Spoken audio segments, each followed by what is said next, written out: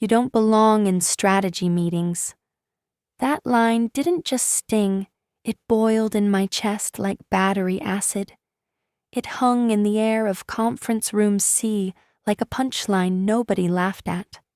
Brent Calloway didn't even look up when he said it, just waved a lazy hand toward the door like I was some intern who'd wandered in to refill a water pitcher. I stood there for a full 5 seconds, frozen between the tray of printed decks I'd collated myself and the whiteboard I'd just erased after meticulously color-coding the supply chain maps Brent insisted were too complex for the execs. The others shifted in their seats. Some cleared throats. No one said a word. Even Darren, my manager, my supposed ally, kept his eyes on the table. So I smiled, turned on my heel, and walked out. But not before I slid my phone out, snapped a full-frame picture of the whiteboard, and tucked the meeting printouts under my arm. I wasn't invited to the meeting, but I sure as hell wasn't walking out empty-handed. By the way, if you're already sucked into this mess, do me a favor. Tap the like button, subscribe, follow, whatever platform poison you prefer. 97% of people never do, and trust me, we keep receipts around here. It helps the team keep going. Thanks. Anyway, by 7:42 that night, I was cross-legged on my sagging apartment couch, a lukewarm burrito in one hand and my laptop in the other. I wasn't rewriting the strategy. I was rescuing it. Brent's plan was all PowerPoint flash and fantasy numbers. No vendor check-ins. No fulfillment estimates. No actual headcount modeling. I'd watched him scribble buzzwords like agility loop and pivot velocity on the board, then dismiss my Gantt chart with a grunt. Apparently, a working brain disqualifies you from having a voice in product strategy. So I wrote, not for approval, not for praise, for clarity, for survival, for every person on the ops team who'd be blamed when Brent's glitter-crusted rollout plan crashed and burned. I titled it Altensys Q3 Expansion Contingency M Grant.docx. Every figure cited, every risk flagged, every supplier delay modeled. And yes, I embedded my initials in the document metadata because I'm not stupid. I've worked here 8 years. I've seen too many ideas get repackaged by people like Brent with better titles and louder voices. Before I went to bed, I opened my work email and created a new draft. Not sent, not shared, just parked quietly in my outbox with the document attached and subject line, Internal Backup Plan, Contingency Draft Only. I scheduled it for delivery to HR at 6:15 a.m. next morning, just in case. Not dramatic, not scorched earth, just insurance, quiet insurance. The next morning, I walked into the office like nothing had happened. Brent's voice echoed from the war room. The phrase, visionary execution, made me want to vomit into my travel mug. Darren passed me in the hallway and gave me a sheepish nod, as if that would erase what he didn't say in that meeting. I just smiled and said, "Morning," like I didn't have a digital paper trail long enough to loop around his spineless neck. The truth is, I wasn't angry yet. Not really. That would come later. Right now, I was steady, like a calm hand setting the first domino. Because Brent had just made a mistake. Not by stealing credit. He hadn't done that yet. No. His real mistake was showing me the rules of the game, and assuming I'd never learn to play. By Wednesday night, I knew Brent's plan was going to fold like a card table in a windstorm. He was already name-dropping agile sprints and customer-first targeting without a single supply chain constraint mapped, and somehow every deadline kept moving closer while our staffing stayed frozen like a deer in LED headlights. It wasn't even incompetence. It was pageantry. He didn't care if it worked. He just wanted it to sound like it would. So I did what I always do when I smell smoke and know no one's grabbing an extinguisher. I made a fire map. The shadow plan, as I started calling it, wasn't flashy. It had no glossy gradients or bullshit synergy language. Just real numbers, lead time buffers, procurement flags, and capacity assumptions that came from living 8 years in the trenches of ops, not from whatever TED Talk Brent last regurgitated. I pulled our last 3 cycle audits and baked in the actual error margins. Then I tagged each scenario with a supply risk rating: yellow, orange, red. By the time I finished, I had a 22-page framework for survival disguised as a contingency draft. At 1:16 a.m., I added final comments to the last section. Mitigation pathways, vendor response tiers. I didn't even spell check it. That's how raw and close to the bone it was, because this wasn't for performance. It was for preservation. I clicked Save As, and that's when I embedded version tracking and toggled on document properties. Author, M. Grant. Created, time-stamped to the second. Even the footer bore my initials like a quiet fingerprint. You know what's funny? Brent once said metadata was overkill for creatives. That's the kind of thing people say right before someone like me builds a legal coffin out of metadata and mails it to their future former employer. At 6:12 a.m., the file left my outbox like a silent ghost. Subject line: Q3 expansion, ops contingency draft, internal use only.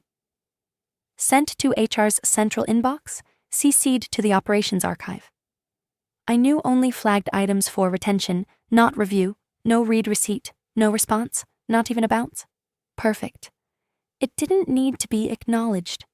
I just needed it logged. I just needed it there.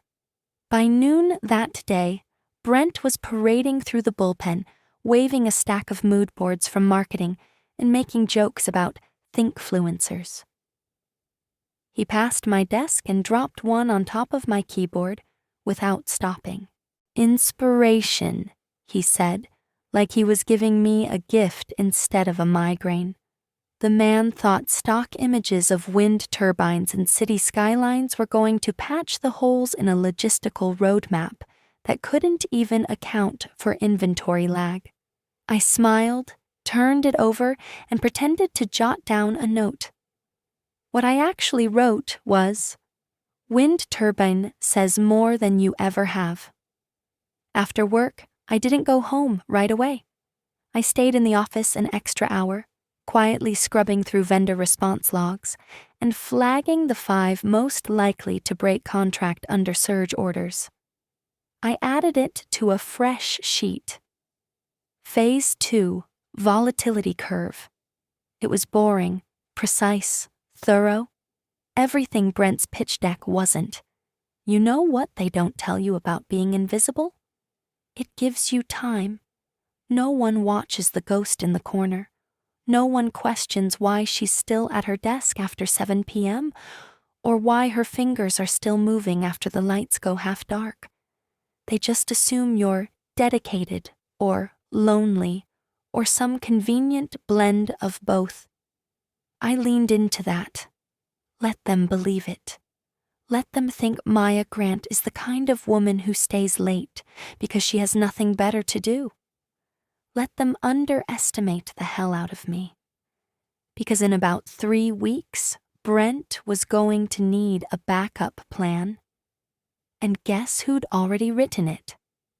By the following Monday, Brent's golden strategy was already shedding screws like a rusted lawn mower on fire. He marched into the ops sink with a fresh printout and the same smug confidence he wore like overpriced cologne. "We're ahead of schedule," he declared.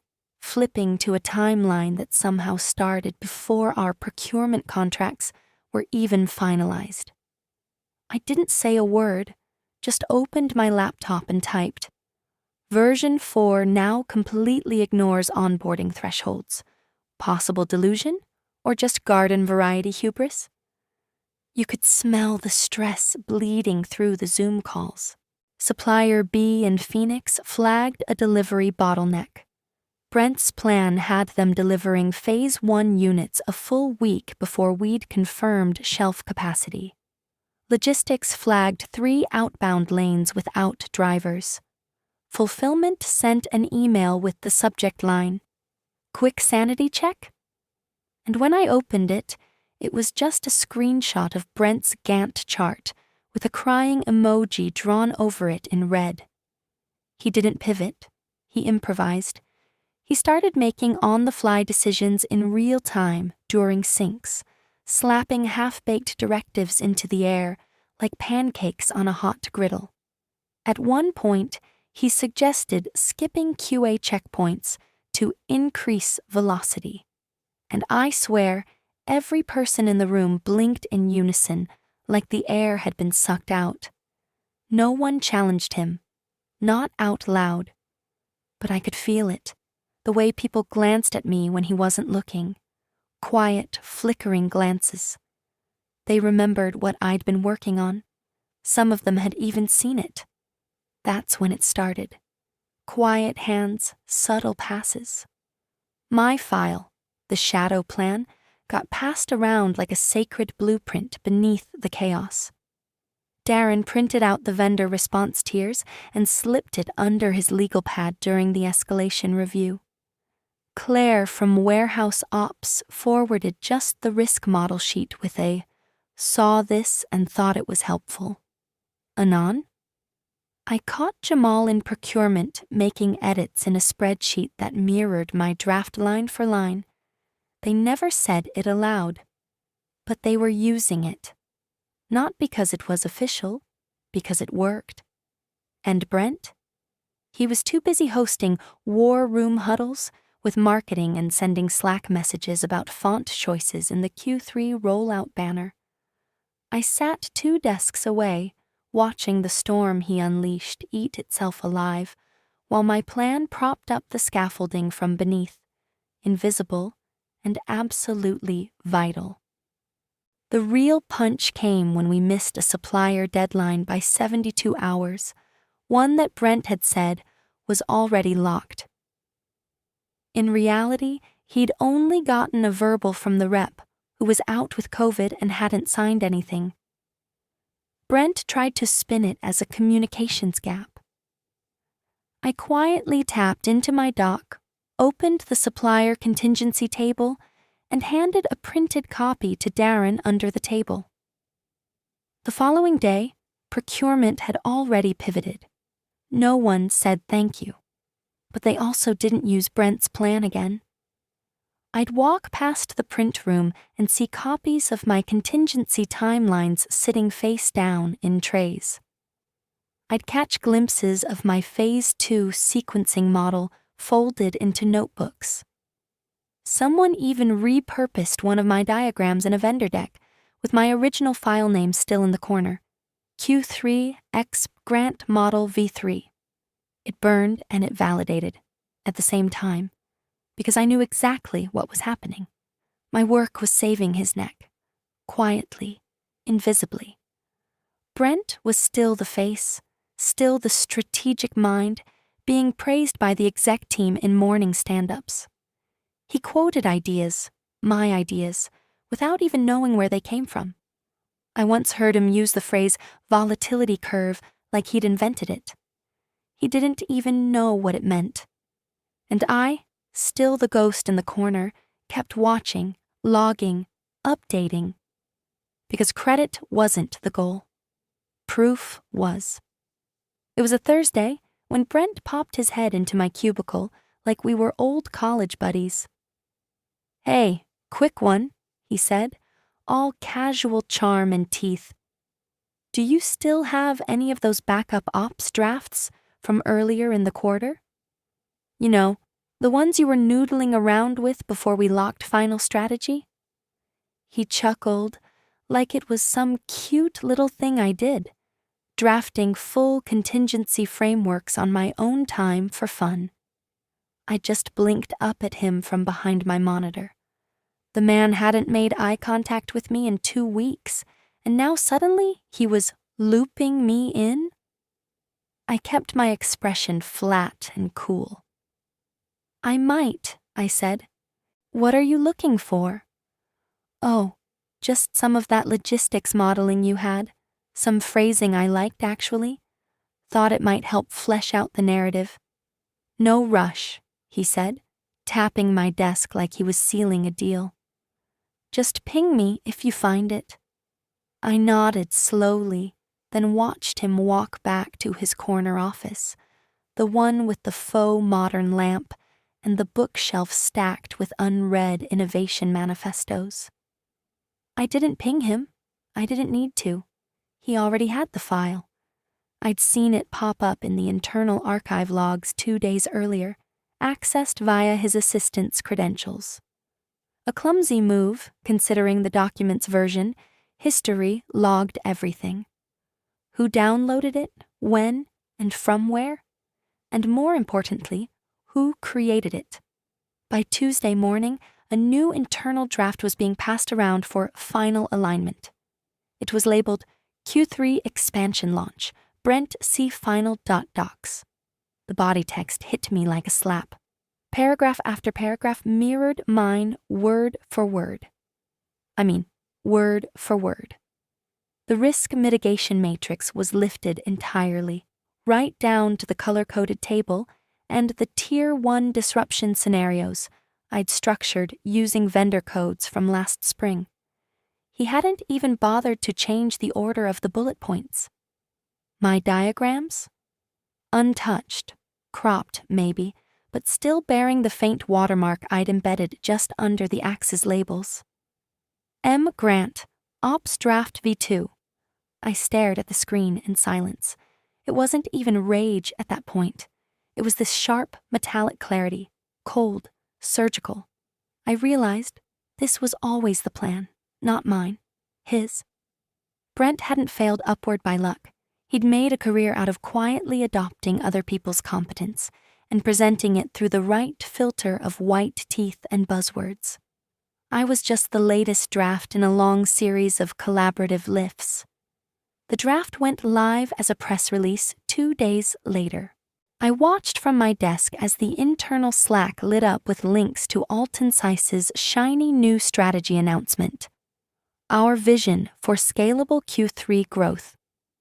Brent's quote was front and center. This bold direction reflects our dedication to agile execution, operational resilience, and smart forecasting. My stomach flipped. That sentence had been mine. I remembered typing it at 2:03 a.m. with an ice pack on my neck and a string of gum wrappers stuck to my trackpad. I remembered hesitating over the word resilience, wondering if it sounded too precious. It hadn't, apparently. It had sounded just right, for Brent. But he missed one thing. I opened the downloaded press doc, went to File Info, and smiled. There it was. Author M. Grant last modified, by M. Grant created 6/12. AM Company, Alton Sys. He'd copied it, but he hadn't stripped the bones. Metadata doesn't lie. And Brent didn't even know where to look for it. The email came in on a dull Wednesday at 4:47 p.m., one of those dead pockets in the workday where Slack goes quiet and you can hear the office fridge humming like a threat. I wasn't CC'd, wasn't supposed to see it. But Darren's screen faced the hallway, and as I passed by on the way to refill my tea, I caught just enough in the subject line to freeze FWD Strategy Draft Metadata. Please review confidentially. No emoji, no small talk. Just a cold, black and white digital arrow straight to the executive committee's inbox. Darren didn't see me pause. He was too busy scrolling, lips pressed thin. He clicked something, leaned back, and exhaled like a man watching a detonator countdown. By the time I reached the kitchen, my hands were shaking just enough that I had to refill my cup twice.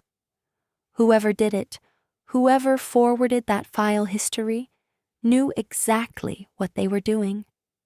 They'd taken Brent's little Frankenstein draft and opened the version history pane, exported the metadata, and attached the full audit trail. Document title, creator, timestamps, author ID, editing sessions, all of it. From the initial Alton Sys Q3, expansion, contingency M, grant, docx file, to Brent's poorly scrubbed clone. Somewhere in this building, someone had chosen to burn the match. I didn't know who, and I didn't ask.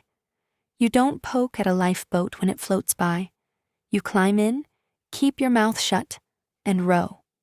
By Thursday, the air in the office had shifted, subtle, chilly. HR scheduled a routine sync with Brent, which he laughed off in the break room like it was just about PTO requests. But I saw the folder they carried into the glass conference room. Thick, tabbed, no coffee, no smiles. At 10:16 a.m., a message went out from legal to the department heads. In light of recent document attribution concerns, we're conducting a brief internal review of strategic communications for Q3 planning. Please forward any original materials or revisions relevant to the launch. They were poking, fishing, trying not to cause a scene. But the inquiry was real, and buried in the HR logs, right where I'd left it weeks ago, was my quiet little insurance file. Timestamped, signed, and labeled Ops Contingency Draft. PDF copy attached. Same phrasing, same diagrams. 2 full weeks before Brent's supposed final version. The metadata didn't just whisper, it screamed. The thing is, they didn't contact me right away. That's how these things go. They confirm the blood before they call the witness. I wasn't the subject of the inquiry. I was the forensic trail. Later that day, Brent tried to casually mention my name in a stand-up.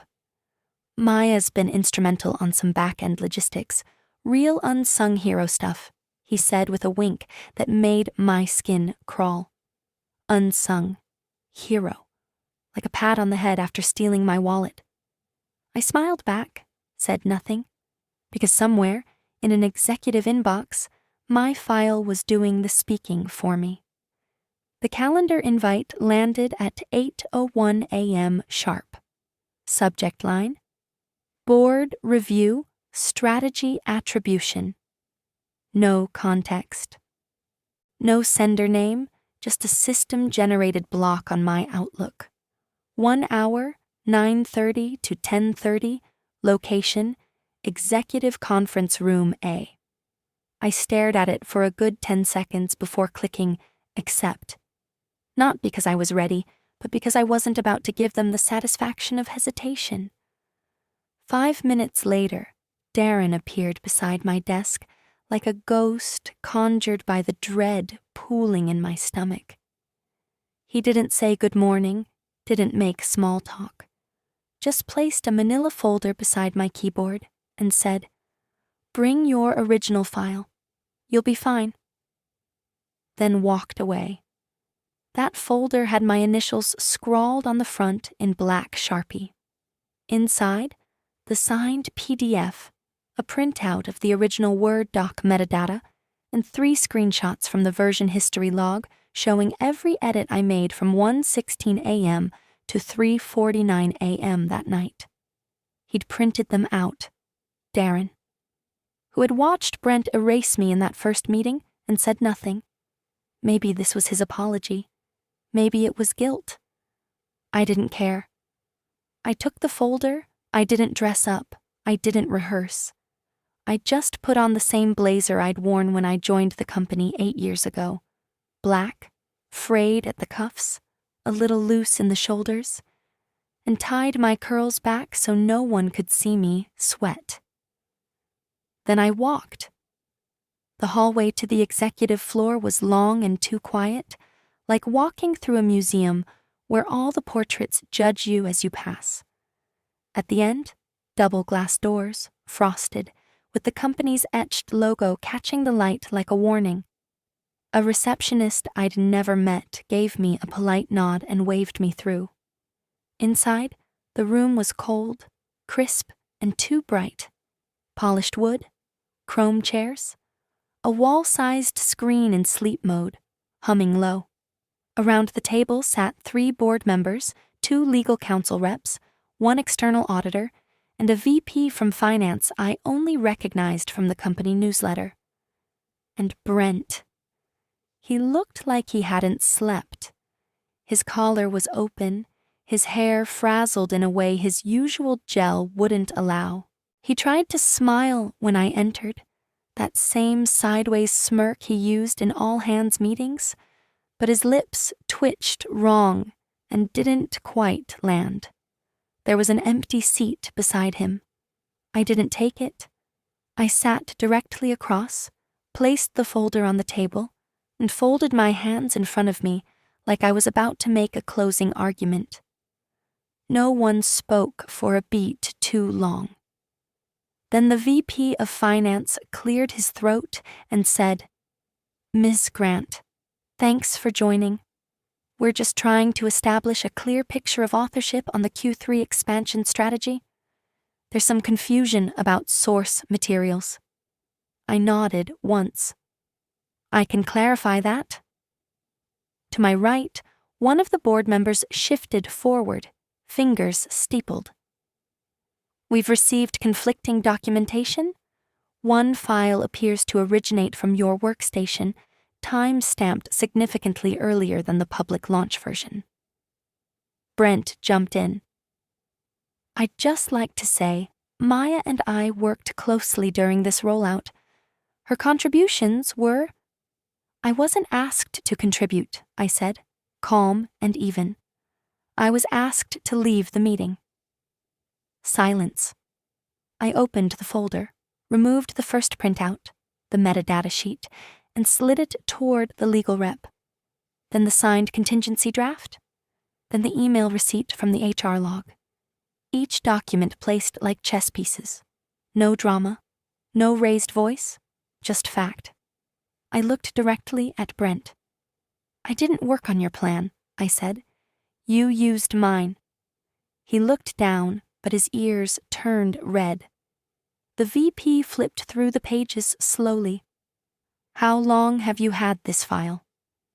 "Since the night of the first strategy session. I wasn't invited to stay, so I drafted a contingency framework based on the gaps I observed." One of the board members murmured, "Jesus Christ." Legal underlined something with a capped pen. Brent opened his mouth to speak again, but this time no one looked at him. One of the board members said quietly, without even turning his head, "Brent, please step outside." His chair scraped too loudly as he stood.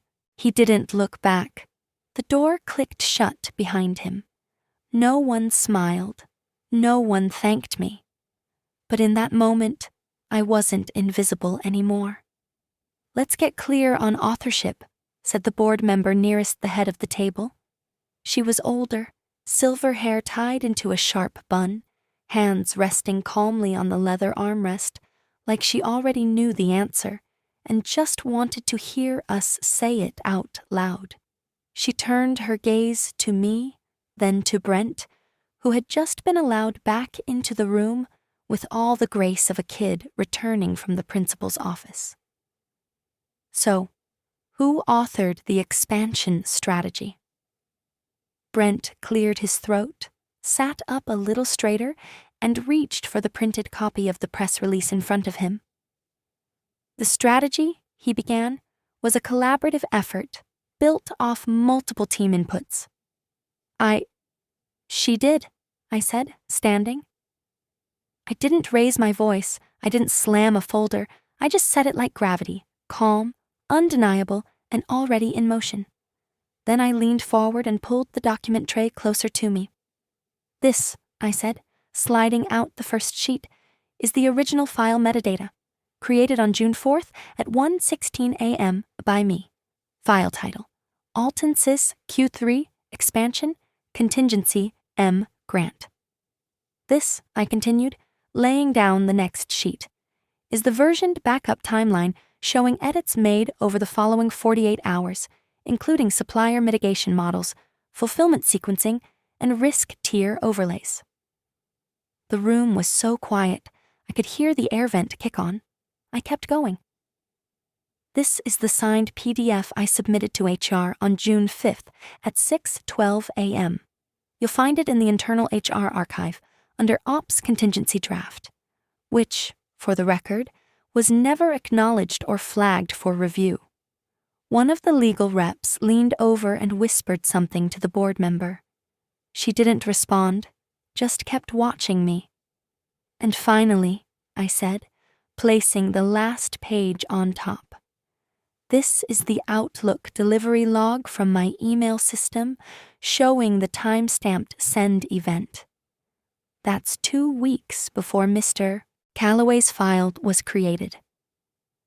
The CFO, who'd been flipping through a duplicate set of the files, let out a soft exhale, then murmured, "How long have we overlooked this?" No one answered. Brent finally found his voice, but it cracked halfway through. "I wasn't trying to claim ownership," he said quickly. "It was more of a, curation effort. I needed a solid backbone, and Maya's file just, look, it wasn't—" "Brent," the board member said flatly, "that'll be all." He froze. "I just think it's important to—" She didn't raise her voice. She just tilted her head slightly and said, "Leave the room." He hesitated, looked at the CFO, looked at me. I didn't blink. He gathered his papers with shaking hands and walked out. The latch clicked behind him like a final punctuation mark. No one cheered, no one clapped. But the shift was palpable, like a pressure system resetting in the room. The silence wasn't awkward anymore. It was reverent. I sat down again, smoothed the front of my blazer, and folded my hands in front of me. "Anything else you need clarified?" I asked. The CFO gave the faintest shake of his head. "No, I think that speaks volumes." And for once, everyone listened. They didn't call it an apology, but that's what it was. 3 days after the board meeting, I was pulled into a side room on the 5th floor, HR's idea of neutral territory. No glass walls this time, no big table. Just a small conference room with a coffee machine that hadn't worked in 2 years, and a soft hum from the ancient light above. The HR lead, Janice, sat across from me, posture too upright, tone too carefully measured. "We'd like to offer you a new role," she began, tapping the folder in front of her. "Director of Strategic Operations, effective immediately." I didn't move, just waited. It comes with a revised salary band, executive-level bonus structure, and retroactive credit. She cleared her throat, eyes flicking up. "For the Q3 Expansion Initiative, you'll be named as the strategic author in the upcoming earnings call and listed as lead contributor in the board review summary." She waited like she expected gratitude, or maybe relief. What she got was silence. "Your title," she added after a beat, "will come with full cross-functional visibility. And yes, you'll be included in all strategic sessions moving forward." I nodded once, then leaned forward. "I'll take the role," I said, "on one condition." Janice blinked. "Okay." "My team," I said. "Logistics, fulfillment, procurement. No more sidelines. They sit at the table too. If we're planning scale, we plan it with the people who actually build it. She hesitated, just long enough to make me wonder if this was going to be another polite rejection, dressed up in corporate niceties. But then she nodded, slowly. I think that's fair. And that was it. No balloons, no round of applause. Just a contract slid across the table, a pen with a failing ink cartridge, and the soft click of a checkbox finally being marked. By Friday, the company's internal press memo went out. Alton Sys recognizes rising leadership in strategic operations. Maya Grant, named director following Q3 expansion initiative. No mention of Brent. No mention of collaboration. Just a photo of me, taken years ago at a company BBQ, cropped neatly beside a quote that someone had clearly pulled from one of my old onboarding presentations. Operations is where vision becomes velocity. Later that day, Darren came by my desk and dropped off a folder. Final memo for Monday, he said. I flipped through it out of habit, and there it was. Brent's name? Gone. From the contributor list? From the initiative header? From the email routing tree that used to send everything through his sticky fingers. Scrubbed. Vanished. Like he'd never been there at all. I didn't celebrate. I didn't tell anyone. I just updated my email signature. Maya Grant Director, Strategic Operations Alton Sys. And when I hit send on my next calendar invite, the one for the Q4 planning kickoff, I made sure every name from my team was on the list. No separate rooms, no silent corners, no ghosts. We weren't just invited this time. We were hosting. The room was different now. Same chairs, same whiteboard, same soulless conference carpet and stale coffee pods that tasted like cardboard and regret. But the silence wasn't heavy anymore. It was expectant.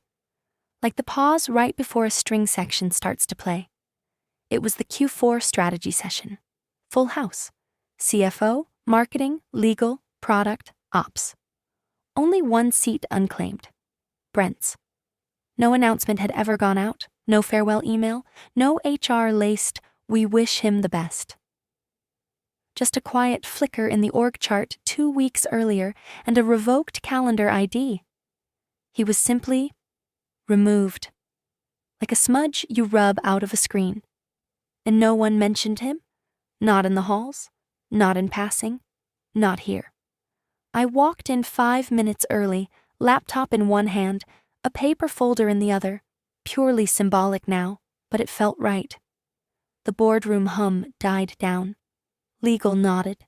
Darren smiled, this time with something genuine behind it. I took my seat at the head of the long side, same spot Brent used to claim like a throne.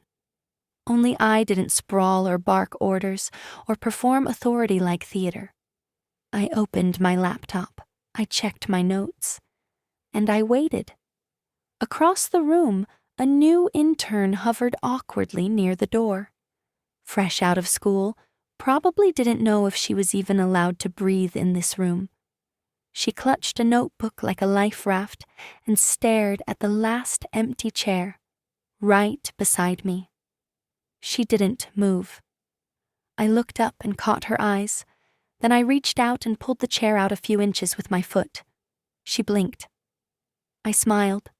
"Sit," I said. "That seat's for whoever's got ideas worth hearing." She hesitated, then moved, quietly, quickly, sat down, opened her notes. And just like that, the meeting began. No one questioned it, because that room no longer belonged to the loudest voice or the flashiest title. It belonged to the prepared, the resilient, the ones who stayed when the door slammed shut. I glanced once more around the table, all eyes forward. No missing voices I missed, no stolen credit left to chase. I leaned back, folded my hands, and said one last thing before we started. I don't care where you come from. If your ideas are sharp, sit down.